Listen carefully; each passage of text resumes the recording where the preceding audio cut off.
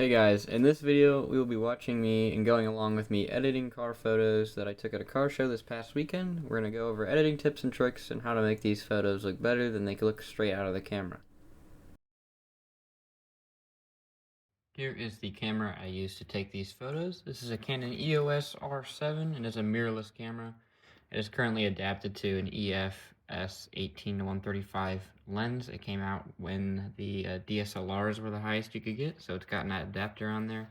Just makes the focusing range good for the mirrorless camera because it doesn't have a mirror. This is about 32 megapixels, so you get 8K photos out of this when you're in RAW. And it takes nice photos of the cars because I can get out super wide at the corner of the car with 18 millimeters or zoom in on a specific detail up to 135 millimeters. And obviously I'm shooting in full manual, so I have all the control I ever want over my photos. So I'm in Lightroom, Adobe Lightroom here, and I've made a folder called Mazda 25. That's the car show I was at. It was at the Mazda dealership. And I found all of my photos on my card, and I'm going to import them into Lightroom. You see they're going to populate in here. I don't normally pick and choose in this window. I just hit add 62. We're going to pick and choose, and we're going to go across down at the bottom. And they're all going to load in. It's going to take a little bit. You see this blue bar at the top. It's going to go across.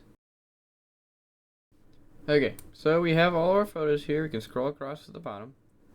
And we're just going to start looking at them. We're going to pick and choose what we think would look good. And we're going to do that with our flag is pick and flag is reject. That's at the bottom here. You can pick either one. We're going to look for focus and general composition. So you see how this one's a little up. We're cutting off the tire at the bottom of this car. We like this one a little better. I can rotate that even though it's a little lopsided, but I can fix that. So we're going to pick this image. And this is important because we're going to filter by picked images later.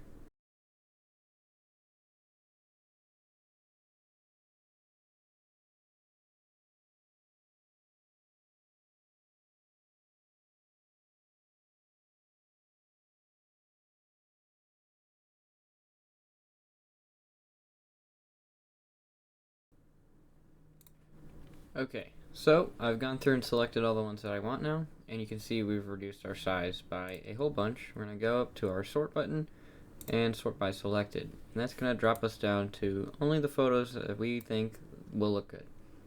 So we're just going to go through the line here, and starting off, we can see that because this car is dark and I wanted it exposed, the sky is very bright. So we're going to start with auto. That's going to help us out because that's what the software thinks is going to look the best. Then we're going to take our highlights and we're going to drag them down even further. Maybe drag our exposure down and drag our shadows up. Now you can also see we've got this flare down at the bottom here. We can try to minimize that by using dehaze. Bring our clarity down a little bit. Normally you don't want to crank your clarity all the way to the max, otherwise you end up with a gritty photo, but I'm actually kind of liking it with this style of car here because of the black on the rolling clouds in the background. We can also turn our texture up just a little bit. We don't want to make it too gross looking. We're also going to blue up that sky with our temperature and bring our exposure down even more. We're going to look in here and see that because we turned our shadows up, our grain has also gone up. So we're going to take our luminance denoise and just take it up a little bit. You don't want to take that up too much, otherwise it's going to make your image look painted and smudgy. You see the difference there? We just want that a little bit to make that those dots a little less noticeable. We're also going to put a vignette on this. Drag it down a little bit black so we get that grainy gritty image, and I'm feeling like we got a little too much cloud cover here. I want that headlight to be more up by this top third. Yeah, just that little bit of crop helps us out a lot. We could even change our aspect ratio. There we go. So now that tree, you can see the tree is coming up through the middle of the car there. Yeah. I'm gonna hit auto on this Mustang. See, it brought up the exposure to show what's inside the car. I don't necessarily want that too much, but I do definitely know that I don't want the top of the Mustang here to be blown out with the white, so we're going to drag our highlights down a little more. We can turn our contrast up a little bit because I don't want this background to be too intrusive. Our whites are going to come down. See how that takes the brightness of the grill off. And then right there seems a good white balance. Dehaze. See, that makes it a little nicer. Clarity, a little more clarity. See, we've got nice detail on the badge. You can see the road grit and the salt. Some people don't like that, but I like that because it shows that the car was driven. And then we're going to come into our crop, and we're going to auto crop or auto level. That's how you get those lines to go more straight. And this is perpendicular to our level plane here. So that one's looking pretty good. We keep moving down. Now this photo illustrates why you should use a circular polarizing filter. So at this car show I actually forgot to bring an adapter for my polarizing filter, so I couldn't use it. And what a polarizing filter actually does, it was make it so you see how we've got this illusion of the mirror here projected in the window of the car. A circular polarizing filter would take that away and allow me in my camera just to see straight into the car. It's like wearing fishing sunglasses. It makes it easier to see inside. So we're going to hit auto, and it's still a usable photo.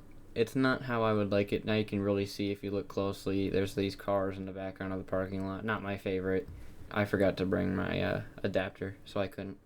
Really sad day. Moving on to our scout photo here. This is a nice image. This is actually a color photo, not black and white, but I'm going to make it black and white. I'm going to come over here to our presets tab. I'm going to wait for it to open. Here we go. So we've got my presets, and we're going to go down to black and white. Not portraits. Black and white. See how that, in each one of these is going to give us a starting point to edit from. We're just going to go through and look what we think looks the best. That was visually interesting. But now we want to know if the black and white 04 is better than what we saw in the black and white 12. I'm liking the 12 more. It gives it that vintage aesthetic with the grain. So we're going to apply that.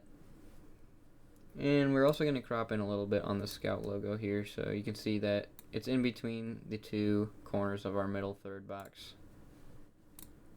Yeah.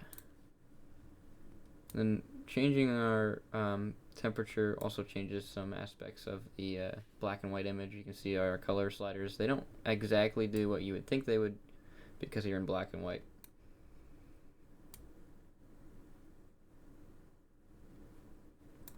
We're just trying to isolate the Scout logo off from the background of the image, but not make it too visually different. I like that. I think that looks great. Alright. Thanks for watching. I hope you learned some things about editing and noticed some interesting tips for taking photos of cars. Thanks for watching.